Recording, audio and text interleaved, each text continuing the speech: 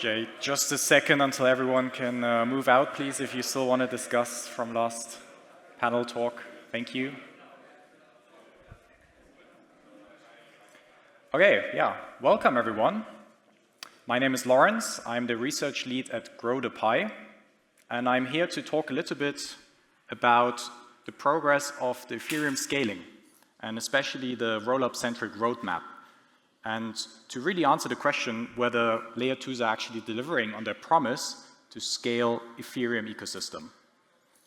And I really want to focus this talk on not really giving my opinion, but really let the data talk itself.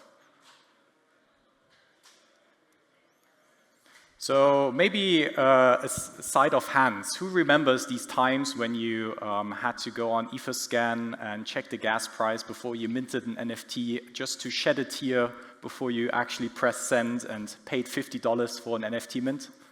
Who remembers these times? Okay, perfect, yeah.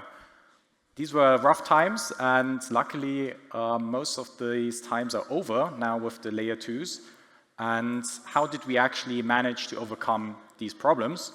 And I think for that we have to take a step back and really start in late 2020, because that's where actually the Ethereum Foundation made the decision to not focus on execution sharding, which it originally defined in the white paper, but really to focus on data sharding.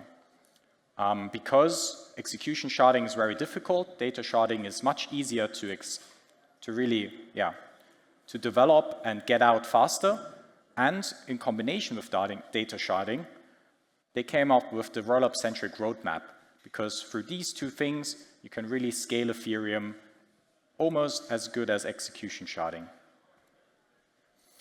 So yeah, Ethereum Foundation shifted its main research efforts late 2020, and also Vitalik launched a bunch of blog posts about it, and that's where we really started with the rollup-centric roadmap. But yeah, now it's not 2020 anymore, now it's 2025, so if my father works in on me and asks me, did we actually scale Ethereum? What do I answer? And now I want to present some data to see if we actually scaled Ethereum. One more important point. The Denkun upgrade in March 2024 introduced blobs. And blobs is data sharding.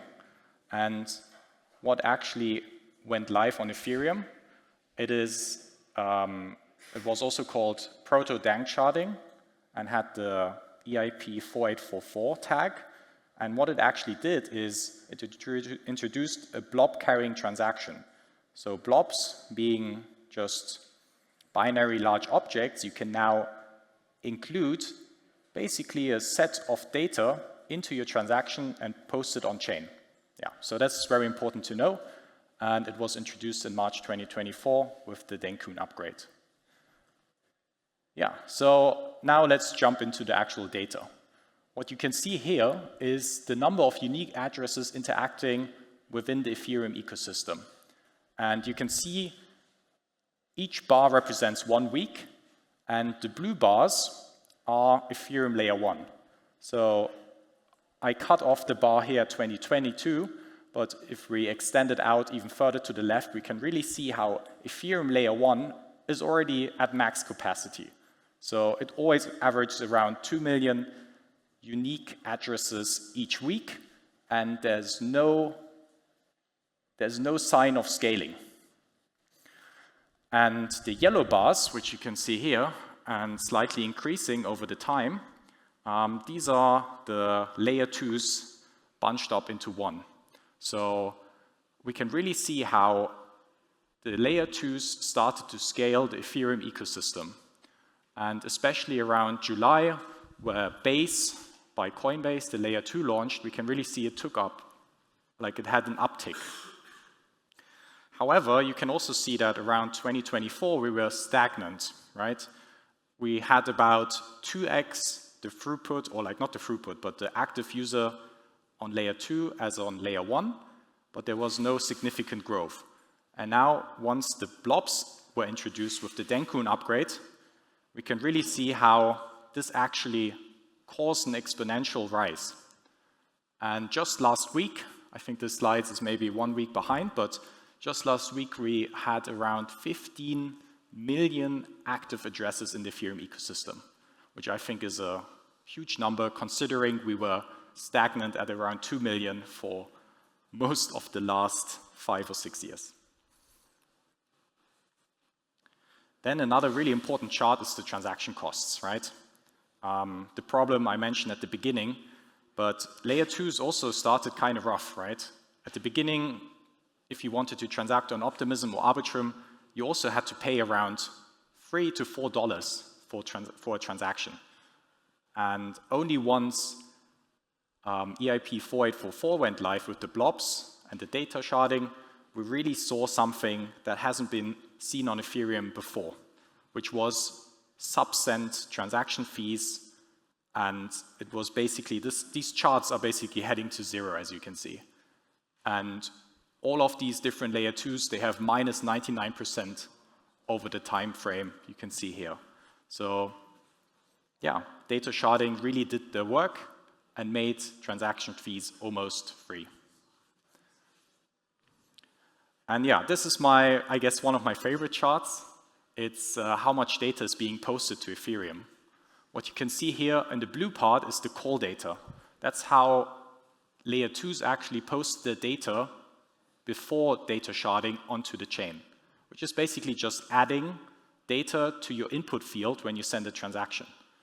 It's not optimized for that, meaning it's very expensive. So these layer 2s actually paid hundreds of thousands of dollars every day just to post their transaction data onto Ethereum and settle their state.